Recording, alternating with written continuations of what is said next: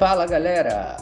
Depois de estudar a fundo as configurações de force feedback no Assetto Corsa Evo, finalmente eu consegui entender melhor como cada parâmetro afeta o volante.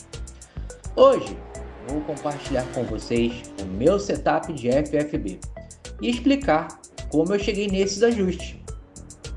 Para poder aprender isso e entender certo o que deveria ser feito, eu tinha que ter um parâmetro de referência, né? Então, para poder fazer um parâmetro correto, o que eu fiz aqui? Eu usei o Assetto Corsa Competizione como uma base. É isso aí. Como o Assetto Corsa Competizione tem muitas pistas responsivas e carros que já estão aqui no Assetto Corsa Evo, então, para ter uma base sólida de comparação, eu fui para o Competizione. Fui para o Competizione, passei um tempinho lá sentindo o FFB, que já está muito bem otimizado. Muitas pistas que tem lá já estão presentes aqui no Evo e os carros aos poucos estão chegando. E aí, para fazer esse teste, eu escolhi a pista de Donington Park e o Maserati GT2.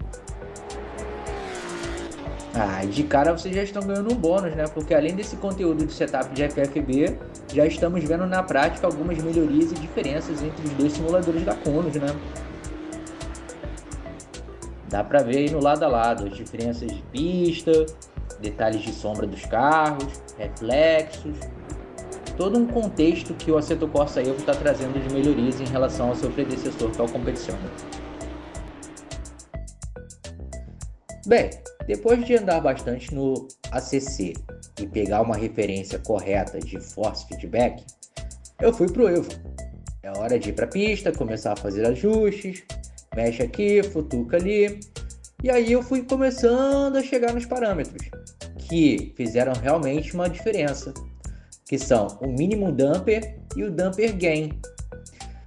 Bom, resultado, curvas de baixa ficaram muito mais responsivas e a sensação bem próxima do ACC, mediante os ajustes. As curvas que eu usei como uma boa referência foram as curvas 2 e 3 de Donington Park, algumas beliscadas de zebra, principalmente aquelas que dá para avançar um pouco e ir naquela parte verde. Então você tem uma transição de peso e força nessas transições, algumas derrapagens e tudo ficou muito mais realista e exigente.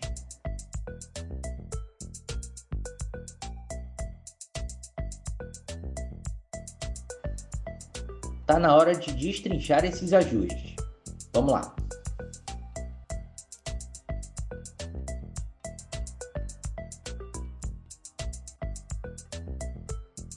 Bem, antes de começar, vamos aqui dar uma olhada no gerenciamento de presets. Essa parte é interessante porque aqui você pode deixar salvo vários perfis de configuração. E eu vou deixar aqui o perfil padrão salvo nesse momento, só para poder ter uma referência de ajuste. Na pista vocês vão entender lá na frente. O FFB Gain é o multiplicador global. Esse cara está ligado diretamente ao clipping, que é a perda de informações do volante.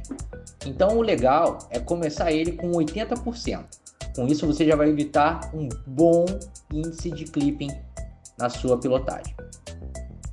O Dynamic Damping, ele afeta o peso do volante conforme a velocidade. Configure ele nesse momento em 50%. O mínimo damping, ele age em situações normais, como retas, bumps, zebras, enfim. Quanto menor, mais puro será esse sinal. E aqui nós temos o pulo do gato, que é o Damper Gain. Esse cara é o amplificador de feedback geral das informações de damping. Então, ele torna até os menores sinais mais perceptíveis. A minha sugestão de combinação é o mínimo damper entre 1% e 5% e o damper gain entre 80% a 100%.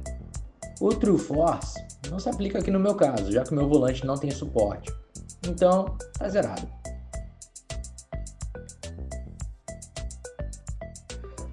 Basta agora salvar o preset, fechar e ir para a pista para poder testar o resultado.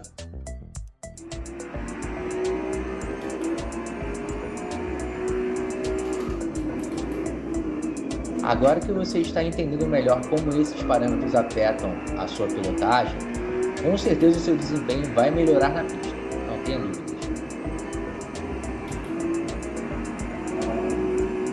Deixe aqui nos comentários como estão os seus ajustes. Vamos conversar.